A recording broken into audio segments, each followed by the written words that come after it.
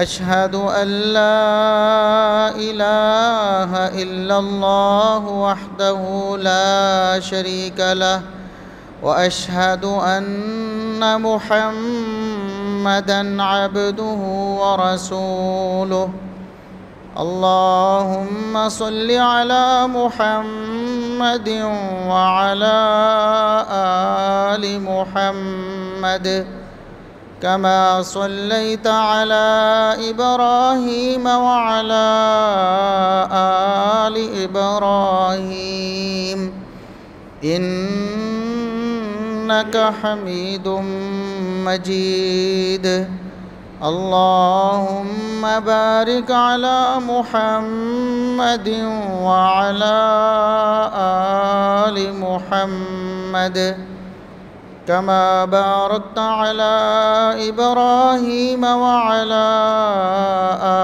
آل إبراهيم إنك حميد مجيد أما بعد فيا أيها الناس ألا إن خير الحديث كتاب الله وخير الهدي هدي محمد صلى الله عليه وسلم وشر الأمور محدثاتها وكل محدثة بدعة وكل بدعة ضلالة أعوذ بالله السميع العليم من الشيطان الرجيم من همزه ونفخه ونفثه بسم الله الرحمن الرحيم وبشر الصابرين الذين إذا أصابتهم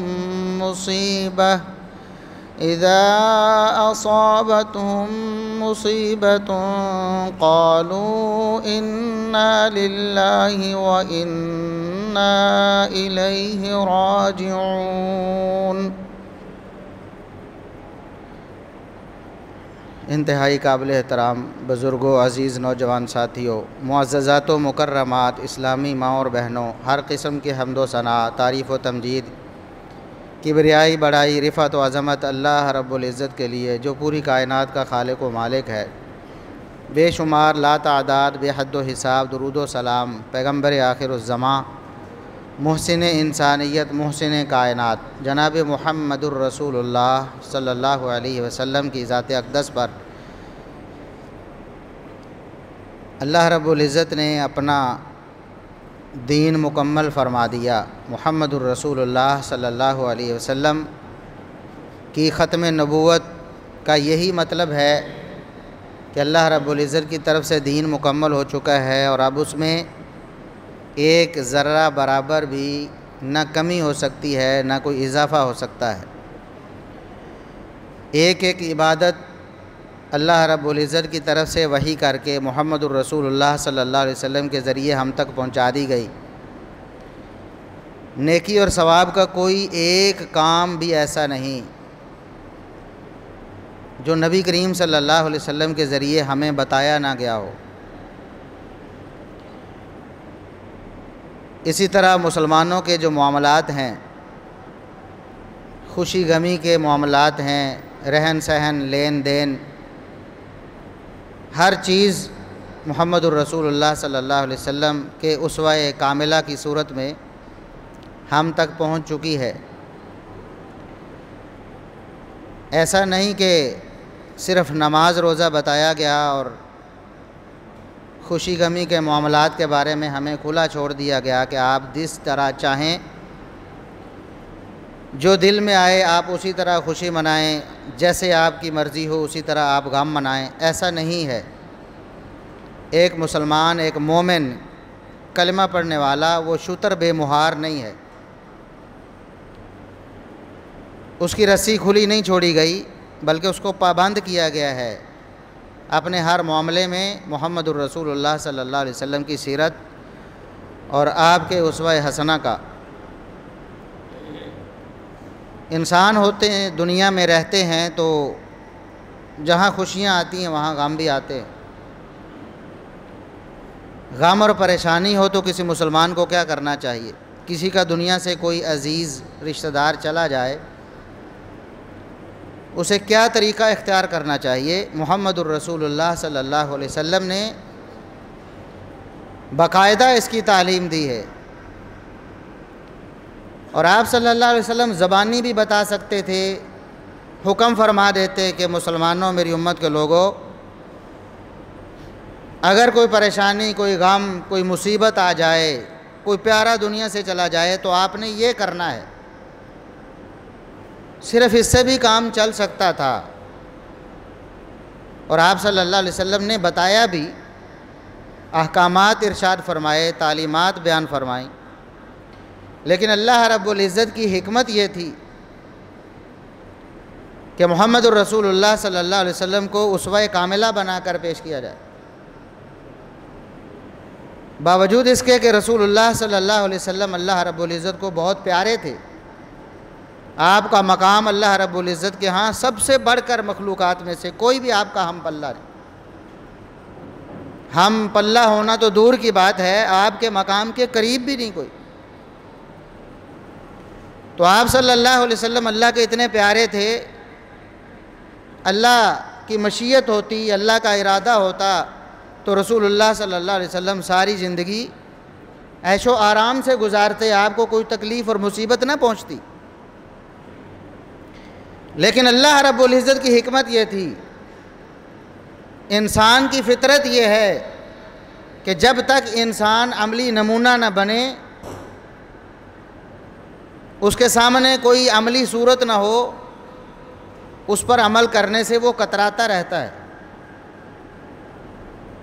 اس طرح شرح صدر کے ساتھ عمل نہیں کر پاتا جس طرح وہ عملی صورت کو دیکھ کر عمل کرتا ہے۔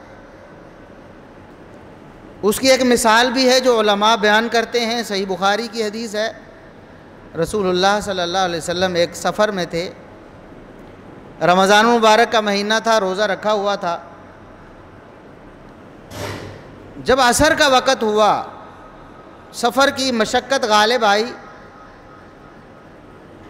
صحابہ کرام رضوان اللہ علیہم اجمعین، آپ کے جو پیارے اور جانثار تھے، آپ صلی اللہ علیہ وسلم نے دیکھا کہ بھوک اور پیاس کی وجہ سے کمزور پڑ رہے ہیں اور پریشانی میں مبتلا ہو رہے ہیں،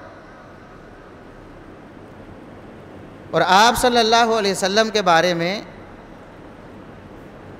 تو آپ صلی اللہ علیہ وسلم کا خود اپنا فرمان بھی ہے کہ آپ کئی دن مسلسل روزہ رکھ سکتے تھے، اور آپ فرماتے تھے کہ اللہ رب العزت مجھے کھلا پلا دیتا ہے، یعنی میرے کھانے پینے کی ضرورت اللہ رب العزت پوری کر دیتا ہے، کھائے پیے بغیر بھی اللہ مجھے طاقت دے دیتا ہے روزہ لمبا کرنے کی، میں زیادہ استطاعت رکھتا ہوں۔ لیکن جب صحابہ کرام کی بھوک اور پیاس کو دیکھا تو آپ صلی اللہ علیہ وسلم نے ایک پیالہ لیا اور اونچی جگہ پہ کھڑا ہو کے سب صحابہ کو متوجہ فرمایا، بتایا کہ میں محمد الرسول اللہ صلی اللہ علیہ وسلم، میں روزہ افطار کرنے لگا ہوں، آپ بھی سب افطار کر لو۔ اب بات تو سیدھی سی تھی، آپ صلی اللہ علیہ وسلم فرما رہے تھے کہ میرے صحابہ آپ روزہ افطار کر لو، مصیبت میں پڑ رہے ہو، تمہیں بھوک پیاس بہت زیادہ تنگ کر رہی ہے، سفر میں ہو، سفر میں تو اللہ نے روزے کی رخصت دی ہے، لیکن آپ صلی اللہ علیہ وسلم نے اس پر اکتفا نہیں کیا، کیونکہ آپ صلی اللہ علیہ وسلم جانتے تھے کہ انسانی طبع ہے، انسان کا مزاج ایسا ہے کہ وہ عملی نمونے کو دیکھ کر زیادہ عمل کرتا ہے، کیونکہ عصر کا وقت ہونے والا تھا اور غالب امکان ایسا تھا، اور ایک واقعہ ایسا ہوا بھی کہ ایک صحابی نے یہ سوچا کہ ابھی تو شام کا وقت ہونے والا ہے، جہاں سارا دن گزار لیا ہے، 2 گھنٹے اور گزار لیتا ہوں، میں روزہ پورا کرتا ہوں، لیکن بھوک پیاس کی شدت کی وجہ سے وہ صحابی بے ہوش ہو گئے۔ تو آپ صلی اللہ علیہ وسلم نے پھر فرمایا کہ دیکھو، سفر میں اگر مشقت ہو رہی ہو اور مصیبت بن رہی ہو روزے کی وجہ سے، تو پھر اس کو پورا کرنا کوئی نیکی نہیں، اللہ نے رخصت دی ہے، قبول کرو۔ بتانے کا مقصد یہ ہے کہ رسول اللہ صلی اللہ علیہ وسلم پیالہ لے کر سب صحابہ کے سامنے اونچی جگہ پر کھڑا ہو کر اس کو پی رہے ہیں، اس لیے نہیں کہ آپ صلی اللہ علیہ وسلم سے روزہ پورا نہیں ہو رہا تھا، صرف اس لیے اللہ کی حکمت یہ تھی کہ آپ صلی اللہ علیہ وسلم سے عمل کروا کے امت کو دکھایا جائے، اس کا زیادہ اثر پڑتا ہے۔ تو غم اور پریشانی اور مصیبت کے بارے میں بھی زبانی تعلیم کافی ہو جاتی، آپ فرما دیتے جس طرح آپ کے فرامین ہیں، میں آگے ذکر کرنے والا ہوں کہ غم مصیبت اور پریشانی ہو تو آپ نے یہ کرنا ہے اور یہ نہیں کرنا، لیکن اللہ رب العزت کی حکمت کہ اللہ رب العزت نے محمد الرسول اللہ صلی اللہ علیہ وسلم پر بھی پریشانیاں نازل کی، آپ صلی اللہ علیہ وسلم کو بھی دکھ آئے، عملی طور پر آپ نے ان دکھوں کو برداشت کر کے امت کو سبق دیا کہ تم نے بھی ایسے برداشت کرنا، جو طریقہ میں نے اپنایا ہے تم نے بھی وہی طریقہ اپنانا ہے۔ چنانچہ بڑے بڑے غم اور بڑی بڑی مصیبتیں، بڑے بڑے پیارے نبی کریم صلی اللہ علیہ وسلم کی حیات مبارکہ میں آپ کو چھوڑ کر گئے، دنیا سے چلے گئے، تو عملی طور پر محمد الرسول اللہ صلی اللہ علیہ وسلم نے اپنا اسوہ حسنہ امت کے سامنے رکھا۔ چنانچہ سیدہ خدیجہ رضی اللہ عنہا نبی کریم صلی اللہ علیہ وسلم کی پہلی بیوی، اس وقت کی غم گسار جب محمد الرسول اللہ صلی اللہ علیہ وسلم کو کوئی اور سہارا دینے والا نہ، کوئی اور آپ کو اس طرح جاننے والا اور پہچاننے والا نہ تھا، آپ صلی اللہ علیہ وسلم کی خلوت کے ساتھی سیدہ خدیجہ رضی اللہ عنہا کہ جنہیں محمد الرسول اللہ صلی اللہ علیہ وسلم ان کے دنیا سے چلے جانے کے بعد بھی بھول نہیں پائے، موقع بموقع سیدہ خدیجہ رضی اللہ عنہا کو یاد کرتے، خوشی کے موقع پر بھی سیدہ یاد آتی، قربانی کے موقع پہ بھی ان کی سہیلیوں کے پاس رسول اللہ صلی اللہ علیہ وسلم قربانی کا گوشت خاص طور پر بھیجتے کہ یہ میری خدیجہ کی سہیلیاں تھیں، وہ خدیجہ جنہوں نے رسول اللہ صلی اللہ علیہ وسلم پر آنے والی مصیبتوں کا نہ صرف مشاہدہ کیا بلکہ آپ صلی اللہ علیہ وسلم کی ڈھارس بند آئی، آپ پریشان ہوتے تو سیدہ خدیجہ رضی اللہ عنہا آپ کو حوصلہ دیتی، جیسا کہ پہلے وحی کے نزول کے موقع پر آپ صلی اللہ علیہ وسلم پریشان ہوئے کہ شاید میرے اوپر کوئی مصیبت آنے والی ہے، فرشتے کو دیکھا آپ صلی اللہ علیہ وسلم نے جبریل امین کو، پریشان ہوئے، سیدہ خدیجہ رضی اللہ عنہا کے پاس آئے، پریشانی سے آپ کو بخار ہو رہا تھا، کپ کپی طاری تھی، صحیح بخاری کے الفاظ ہیں، آپ صلی اللہ علیہ وسلم فرماتے ہیں مجھے زملونی زملونی، میرے اوپر بستر ڈالو، کمبل ڈالو، میرے اوپر بھاری کپڑے ڈالو، مجھے بہت سردی لگ رہی ہے۔ تو سیدہ خدیجہ رضی اللہ عنہا اس وقت حوصلہ دیتی ہیں کہ میرے سرتاج، اس وقت تو ابھی نبوت کا دعویٰ نہیں کیا تھا آپ صلی اللہ علیہ وسلم، ڈھارس بندھا رہی ہیں کہ میرے سرتاج آپ کی تو خوبیاں ایسی ہیں، آپ کی خصلتیں ایسی ہیں، آپ کا کردار ایسا ہے، آپ کی گفتار ایسی ہے کہ اللہ رب العزت آپ جیسے لوگوں کو ضائع نہیں کرتا، اللہ آپ کو ضرور آرام دے گا اور اس پریشانی سے نکالے گا آپ کو۔ تو وہ سیدہ خدیجہ رضی اللہ عنہا آپ صلی اللہ علیہ وسلم کی حیات مبارکہ میں دنیا سے چلی گئی۔ کیا خیال ہے محمد الرسول اللہ صلی اللہ علیہ وسلم کو اس غم گسار، اس جانثار بیوی کے دنیا سے چلے جانے پر کوئی پریشانی نہیں ہوئی ہوگی، کوئی غم نہیں آیا ہوگا؟ کتنی بڑی مصیبت ہے، کتنی بڑی پریشانی ہے، ایک بیوی زوجہ محترمہ اور ایسی زوجہ محترمہ جو پریشانی اور غم کے وقتوں میں ڈھارس بندھانے والی دنیا سے چلی گئی ہیں۔ رسول اللہ صلی اللہ علیہ وسلم بڑے پریشان ہوئے، لیکن اسوہ حسنہ کو آپ پڑھ کے دیکھیں، آپ کی سیرت کا مطالعہ کریں کہ آپ صلی اللہ علیہ وسلم کی زبان سے کوئی ایسا کلمہ نکلا ہو جس طرح آج اظہار کیا جاتا ہے غم کا، پریشانی کا، کسی کی وفات پہ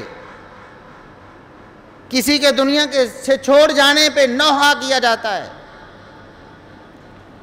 کپڑے پھاڑے جاتے ہیں، بال کھولے جاتے ہیں، رخساروں کو پیٹا جاتا ہے، بلکہ محمد الرسول اللہ صلی اللہ علیہ وسلم نے یہ فرمان جاری اپنی سیرت سے، اپنے کردار سے، اپنے اسوہ حسنہ سے بھی بتایا، اور آپ نے فرمان سے بھی، اپنی زبان اطہر سے بھی فرما دیا، لیس منا من لطم الخدود وشق الجیوب ودعا بدعوی الجاہلیہ، وہ شخص ہم میں سے نہیں ہے، اس کا ہمارے سے کوئی تعلق نہیں ہے جو غم اور پریشانی میں اپنے رخسار پیٹتا ہے۔ صحیح بخاری کے الفاظ ہیں، مسلمانوں کی کتاب اللہ، قرآن کے بعد سب سے معتبر ترین کتاب، فرمان کیا لیس منا من لطم الخدود، پریشانی میں جو اپنے رخساروں کو پیٹتا ہے اس کا محمد الرسول اللہ سے کوئی تعلق نہیں۔ وشق الجیوب، جو غم اور پریشانی میں اپنے گریبان کو پھاڑ دیتا ہے، محمد الرسول اللہ فرماتے ہیں صلی اللہ علیہ وسلم کہ ہم سے اس کا کوئی تعلق نہیں۔ ودعا بدعوی الجاہلیہ، جو غم اور پریشانی میں جاہلیت والے نوحے پڑتا ہے، جس طرح دور جاہلیت میں عورتیں مرنے والوں پر نوحے پڑا کرتی تھیں، آج بھی اگر کوئی اس طرح کا کام کرتا ہے، محمد الرسول اللہ صلی اللہ علیہ وسلم فرماتے ہیں میرے سے اس کا کوئی تعلق نہیں۔ دوسری حدیث صحیح مسلم میں، صحیح مسلم کے الفاظ ہیں، اللہ کے رسول صلی اللہ علیہ وسلم فرماتے ہیں انا بریئن، جس شخص نے پریشانی میں اپنا سر مونڈ دیا، بال مونڈ ڈالے پریشانی میں غم کا اظہار کرنے کے لیے، جس نے کپڑے پھاڑ دیے غم اور پریشانی کا اظہار کرنے کے لیے، اور جس نے چیخ و پکار کی غم اور پریشانی کا اظہار کرنے کے لیے، میں محمد الرسول اللہ صلی اللہ علیہ وسلم اس سے اعلان لا تعلقی کرتا ہوں، میرا اس سے کوئی تعلق نہیں۔ یہ محمد الرسول اللہ صلی اللہ علیہ وسلم کا فرمان۔ غم اور مصیبت اور پریشانی میں نہ صرف اسوہ حسنہ سے عملی طور پر نمونہ پیش کیا، بلکہ زبانی طور پر سخت ترین تنبیہ فرمائی۔ ایک اور موقع آیا رسول اللہ صلی اللہ علیہ وسلم پر، آپ کے بیٹے ابراہیم دنیا سے چلے گئے، ننھے منھے بچے ہیں، رسول اللہ صلی اللہ علیہ وسلم کی گود میں ہیں، روح پرواز کر چکی ہے، آپ صلی اللہ علیہ وسلم کی مبارک آنکھوں سے آنسوؤں کے موتی جاری ہیں، پریشانی میں، غم میں، دکھ میں، زبان سے جو کلمہ نکلا ہے، جو محمد الرسول اللہ صلی اللہ علیہ وسلم کا کلمہ پڑھنے والا ہے، آپ کے عشق کا نعرہ مارنے والا ہے، اگر وہ آپ صلی اللہ علیہ وسلم کے ان الفاظ کا پاس نہیں کرتا تو اس کا دعویٰ جھوٹا ہے، عشق رسالت کا، محبت رسول کا جھوٹا دعویٰ۔ فرمایا کہ ابراہیم تو آج دنیا سے چلا گیا ہے، اِنَّا بِفِرَاقِكَ یا ابراہیم لَمَحْزُونٌ، دل میں بہت دکھ ہے، سینہ چھلنی ہو گیا ہے پریشانی سے، دکھ سے، غم بھر گیا ہے سینے میں، لیکن وَلَا نَقُولُ إِلَّا مَا يُرْضِي رَبَّنَا، زبان سے محمد الرسول اللہ ایسا کوئی کلمہ نہیں نکالے گا جو اللہ رب العزت کو راضی نہ کرتا ہو، میں زبان سے صرف وہی کہوں گا جو اللہ راضی، جس سے اللہ راضی ہوتا ہے، اِنَّا لِلَّهِ وَإِنَّا إِلَيْهِ راجعون۔ ہم اللہ رب العزت کے پیدا کردہ ہیں، اللہ نے ہمیں دنیا میں بھیجا تھا، اور ایک وقت آئے گا اللہ ہمیں واپس بلا لے گا۔ یہ ہے غم کے موقع پہ، پریشانی کے موقع پہ ایک مسلمان، ایک مومن کا طریقہ۔ اور قرآن کریم میں اللہ رب العزت نے فرمایا وَلَنَبْلُوَنَّكُمْ بِشَيْءٍ مِّنَ الْخَوْفِ وَالْجُوعِ، دنیا میں ضرور بے ضرور ہم تمہیں آزمائیں گے، کبھی خوف دے کر، کبھی بھوک دے کر، وَنَقْصٍ مِّنَ الْأَمْوَالِ وَالْأَنفُسِ وَالثَّمَرَاتِ، اور کبھی مال میں کمی دے کر، کٹوتی ہو جائے گی، مال ضائع ہو جائے گا، جانوں میں کمی دے کر پیارے دنیا سے چھوڑ کے چلے جائیں گے، اللہ واپس بلا لے گا. کھیتی باڑی میں اللہ رب العزت نقصان دے دے گا. اللہ فرماتا ہے ہم تمہیں ضرور آزمائیں. لیکن وبشر الصابرین، خوشخبری صبر کرنے والوں کے لیے. صبر کرنے والوں کو اللہ رب العزت کی طرف سے اس غم اور پریشانی پہ بھی اجر ملے گا. اللہ رب العزت اس پر راضی ہو جائیں گے. اللہ فرماتے ہیں خوشخبری ہے صبر کرنے والوں کے لیے.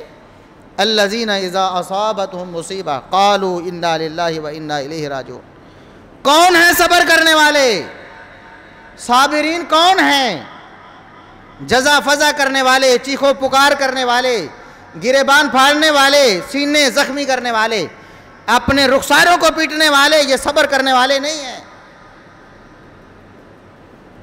ان کے بارے میں تو وعید ہے. جو ایسے لوگ ہیں جو بے صبری کا مظاہرہ کرتے ہیں غم اور پریشانی میں، ایسے لوگوں کے لیے وعید ہے کہ محمد الرسول اللہ صلی اللہ علیہ وسلم فرماتے میرا ان سے کوئی تعلق نہیں. دفع ہو، جہاں جانا ہے جائیں.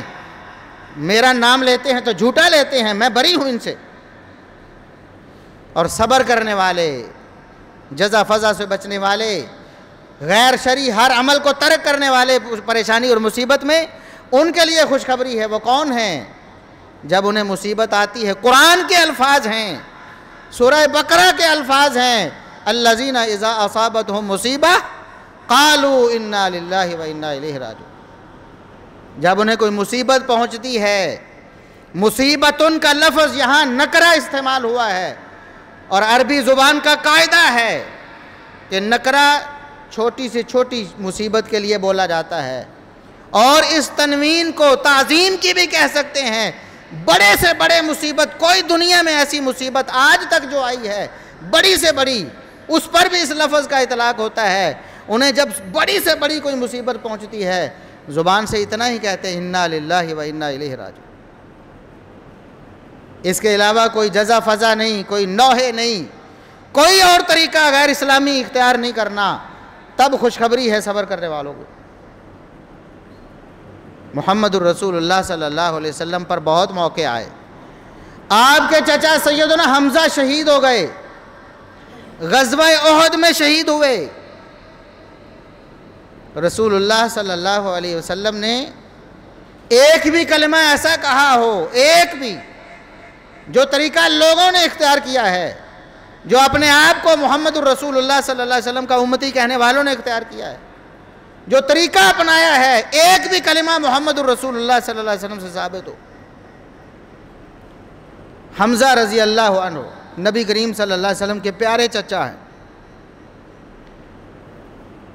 اور پھر ہمارے ہاں جو طریقہ رائج ہے برسی منانے کا، ہر سال فوت ہونے والے کسی رشتہ دار یا عزیز یا کوئی قومی ہیرو ہو، اس کی تاریخ وفات والے دن ہر سال غم منانا، یہ طریقہ بھی محمد الرسول اللہ صلی اللہ علیہ وسلم سے ثابت نہیں ہے.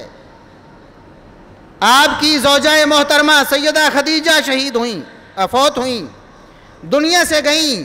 یہ نبی کی اہل بیت ہیں، نبی کی زوجہ محترمہ ہیں، لیکن آپ نے ان کی وفات والے دن کو پوری زندگی ہر سال منایا نہیں منایا.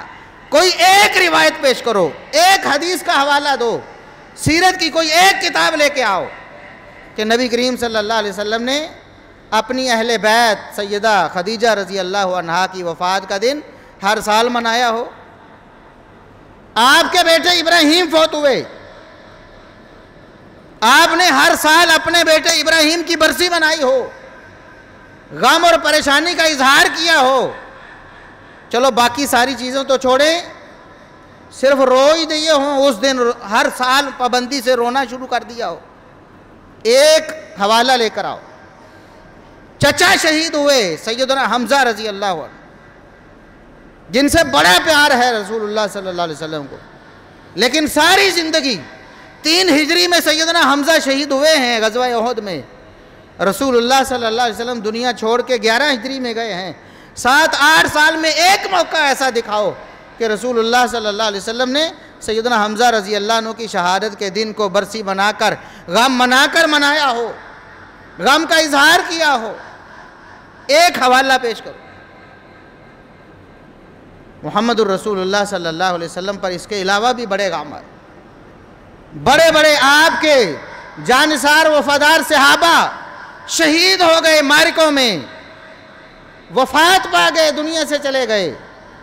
رسول اللہ صلی اللہ علیہ وسلم ان کو یاد کیا کرتے موقع بموقع جب یاد آتے، لیکن کبھی ایسا نہیں ہوا کہ ہر سال ان کی وفات کے دن برسی منائی ہو، غم منایا ہو، پریشانی کا اظہار کیا ہو، سوگ منایا ہو، ایک حوالہ پیش نہیں کیا جا سکتا۔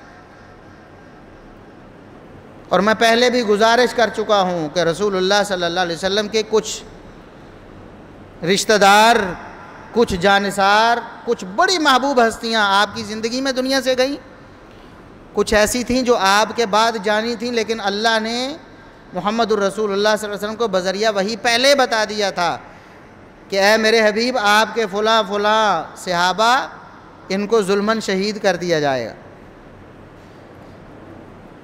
جن میں سیدنا عمر فاروق رضی اللہ عنہ بھی ہے۔ نبی کریم صلی اللہ علیہ وسلم کو اللہ نے وحی کر کے بتایا، اور آپ صلی اللہ علیہ وسلم نے اپنی امت کو بتایا کہ میرے عمر نے شہید ہو جانا ہے، جن میں سیدنا عثمان بن عفان رضی اللہ عنہ بھی شامل ہیں کہ محمد الرسول اللہ صلی اللہ علیہ وسلم نے اللہ کی وحی سے اپنی زندگی میں امت کو بتا دیا کہ میرے عثمان کو ظلماً شہید کر دیا جائے گا۔ عثمان ابن عفان رضی اللہ عنہ کی شہادت کوئی کم دردناک نہیں ہے۔ سیدنا علی رضی اللہ عنہ کی شہادت محمد الرسول اللہ صلی اللہ علیہ وسلم نے اپنی زبان وحی سے اپنی امت کو بتائی کہ میرے علی نے شہید ہو جانا ہے۔ اپنے طلحہ و زبیر رضی اللہ عنہما، جانثار وفادار، وہ زبیر جن کو رسول اللہ صلی اللہ علیہ وسلم اپنا حواری کہتے ہیں،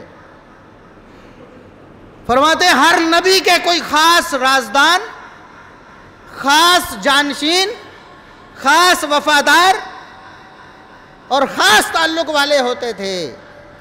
اس امت میں اگر میرا کوئی خاص تعلق دار ہے تو وہ زبیر ہے، سیدنا زبیر رضی اللہ عنہ۔ ان کی شہادت کی پیشگوئی بھی محمد الرسول اللہ صلی اللہ علیہ وسلم نے اپنی زبان مبارک سے اپنی امت کے سامنے کی۔ اسی طرح اپنے نواسے سیدنا حسین رضی اللہ عنہ کی شہادت کا ذکر بھی فرمایا، اللہ نے بتایا وحی کر کے، اور محمد الرسول اللہ صلی اللہ علیہ وسلم نے امت کو بتایا کہ میرے نواسے حسین کو شہید کیا جائے۔ لیکن ان سب شہادتوں کا معلوم ہو جانے کے باوجود رسول اللہ صلی اللہ علیہ وسلم نے کبھی بھی سالانہ یا ماہانہ کوئی غم، کوئی پریشانی کا اظہار، کوئی سوگ نہیں منایا۔ سیدنا علی المرتضیٰ رضی اللہ عنہ، ان پر تو اتفاق ہے نا، باقیوں کو تو چھوڑ دیں ایک لمحے کے لیے، آپ نہیں مانتے تو نہ مانیں، لیکن سیدنا علی المرتضیٰ رضی اللہ عنہ کے ماننے پر تو سب کا اتفاق ہے نا۔ سیدہ فاطمہ رضی اللہ عنہ دنیا سے چلی گئیں، نبی کی بیٹی سیدنا علی رضی اللہ عنہ کی زوجہ محترمہ، اور جھوٹ بولنے والے جھوٹ بولتے ہیں، داستانیں بنانے والے داستانیں گھڑتے ہیں، جن کا پیشہ ہی جھوٹ بولنا ہے، جن کی کمائی جھوٹ سے ہوتی ہے، وہ کہتے ہیں جی فلاں حضرت عمر نے شہید کر دیا تھا رضی اللہ عنہ، نعوذ باللہ ثم نعوذ۔ اس طرح کی کہانیاں آپ سنتے رہتے ہیں۔ سیدہ کی شہادت مان لیں آپ کے بقول۔ کیا سیدنا علی رضی اللہ عنہ نے سیدہ فاطمہ رضی اللہ عنہا کے دنیا سے چلے جانے کے بعد کوئی سالانہ سوگ منایا، جزا فضا کی، سینہ کوبی کی؟ کیا رخسار پیٹے ہیں؟ کیا زخمی کیا اپنے آپ کو؟ کوئی ایک حوالہ لے کے آئیں۔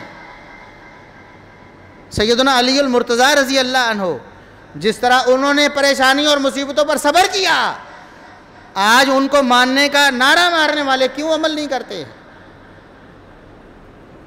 سیدنا حسن و حسین رضی اللہ عنہما، پھر ان کی آل جو ان کے بعد بھی زندہ رہے، ان میں سے کوئی ایک حوالہ پیش کریں۔ ایک حوالہ. ویسے تو سیدنا علی رضی اللہ عنہ بھی شہید ہوئے, شہید کیا گیا, ظلماً شہید کیا گیا, اسلام کی خاطر شہید ہوئے. علی رضی اللہ عنہ کی قربانی سیدنا حسین رضی اللہ عنہ کی قربانی سے کم نہیں ہے. ویسے تو ابو بکر کی قربانیاں, عمر کی قربانیاں, عثمان کی قربانیاں کم نہیں ہیں, لیکن ہم تھوڑی دیر کے لیے چھوڑ دیتے ہیں سمجھانے کی خاطر. کسی کو نہ مانو, کم از کم علی المرتضیٰ رضی اللہ عنہ کی قربانی کو تو مانتے ہو کہ نہیں مانتے ہو؟ علی المرتضیٰ رضی اللہ عنہ کی اسلام کے لیے قربانی وہ سیدنا حسین رضی اللہ عنہ کی قربانی سے کم؟ بولو نا, ڈرنے کی کیا بات ہے؟ علی المرتضیٰ ہیں, شیر خدا ہیں رضی اللہ عنہ. بتائیں انہوں نے اپنی قربانی دی کہ نہیں اسلام کے لیے؟ ان کی قربانی کوئی کم تھی؟ بتائیں حسن و حسین رضی اللہ عنہما جو جانشین تھے, محمد بن حنفیہ جو جانشین تھے, اور دیگر اہل بیت, انہوں نے علی المرتضیٰ رضی اللہ عنہ کی شہادت پہ کوئی اس طرح کا بندوبست کیا؟ نہیں کیا. کیا ہو گیا تمہیں؟ نام لیتے ہو جن کا, ان کی تعلیمات پر عمل کرنے کے لیے تیار نہیں ہوتے ہو. سیدنا حسن و حسین رضی اللہ عنہما دنیا سے چلے گئے, شہید ہو گئے. ان کے بچے زندہ ہیں, ان کی آل موجود ہے. وہ موجود ہے, تھی کہ نہیں تھی؟ آج بھی لوگ دعویٰ کرتے ہیں جی ہم ان کی آل میں سے ہیں. یہ تو الگ بات ہے, بہت سے جھوٹے دعوے کرنے والے بھی ہیں, سچے دعوے کرنے والے بھی ہیں. اس وقت تو کم از کم جب شہید ہوئے ان کی آل کے موجود ہونے پر سب کا اتفاق ہے نا, موجود تھے. ان کے بچے, ان کے پوتے, کوئی ایک حوالہ لے کے آئیں, ایک حوالہ, ایک معتبر حوالہ کہ انہوں نے سیدنا حسین رضی اللہ عنہ کی شہادت پہ یہ طریقہ اختیار کیا. ہماری تو یہ دعوت ہے, ہمیں کوئی مسئلہ نہیں. اگر ثواب کا کام ہوتا تو ہم بھی مل کے ساتھ میں کرتے.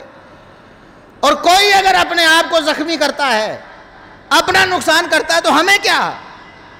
ہمیں تو خوش ہونا چاہیے تھا.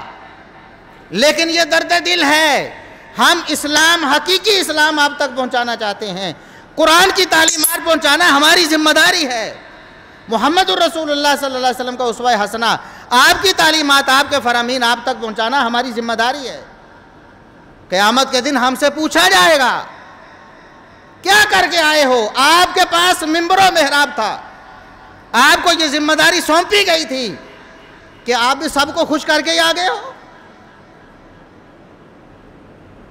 سب کو خوش کرنے کی پالیسی اپنا کر دنیا میں سب کو راضی کر کے آ گئے ہو. پوچھا جائے گا اللہ اور اس کے رسول صلی اللہ علیہ وسلم کی حقیقی تعلیمات کو جب مسخ کیا جا رہا تھا, جب ان کی خلاف ورزی کی جا رہی تھی, تم گونگے شیطان کیوں بنے ہوئے تھے؟ اس لیے یہ ہماری ذمہ داری ہے اور ہم اپنی ذمہ داری کو ادا کرتے ہیں اور آپ کو دعوت فکر دیتے ہیں. قرآن کو پڑھیں, قرآن کریم میں ایک آیت ایسی پیش کریں کہ دنیا سے کوئی چلا جائے, خواہ کتنا ہی ظلماً شہید کر دیا جائے, اس پر یہ طریقہ اختیار کرنا جو بعض لوگ اختیار کرتے ہیں, کیا قرآن نے ایسی کوئی اجازت دی ہے؟ نبی کریم صلی اللہ علیہ وسلم کی احادیث پڑھ کے دیکھیں. دو فرامین جو واضح اور دو ٹوک ہیں آپ کے سامنے پیش کر چکا ہوں. ایک یہ کہ جو اپنے رخسار پیٹتا ہے, جو گریبان پھاڑتا ہے, کپڑے پھاڑتا ہے, جو چیخ پکار کرتا ہے غم اور پریشانی کے عالم میں, لیس منا, اس کا ہمارے سے کوئی تعلق نہیں. اور دوسری حدیث آپ صلی اللہ علیہ وسلم نے فرمایا, صحیح مسلم کی حدیث ہے, انا بری, اور میں ایسے شخص سے لا تعلق ہوں, میرا کوئی تعلق نہیں ایسے شخص سے جو ان افعال کا ارتکاب کرتا ہے, غم اور پریشانی.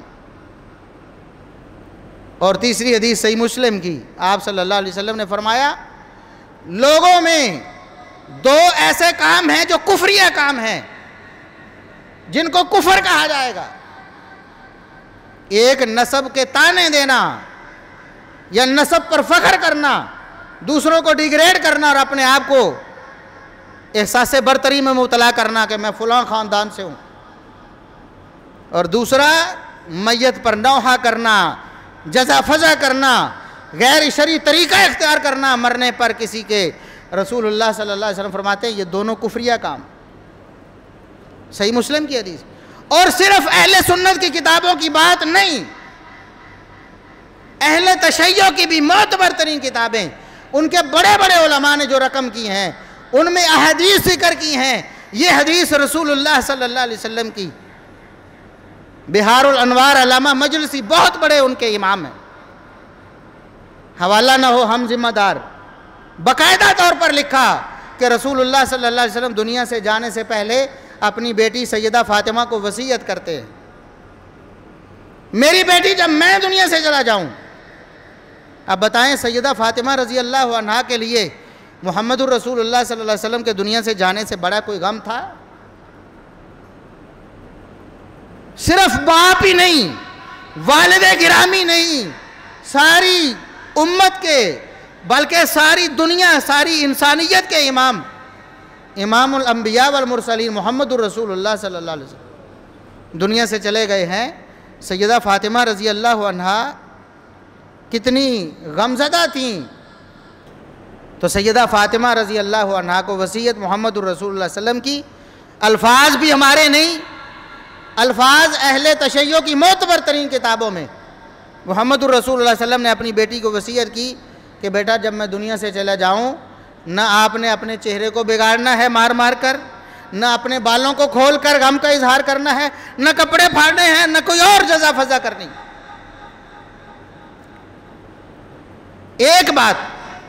دوسری بات، سیدنا حسین رضی اللہ عنہ سے جو منسوب کر کے خود شیعہ علماء نے لکھی ہے، الارشاد نکالیں کتاب، الارشاد امام ہے، امام مفید، بہت بڑا امام.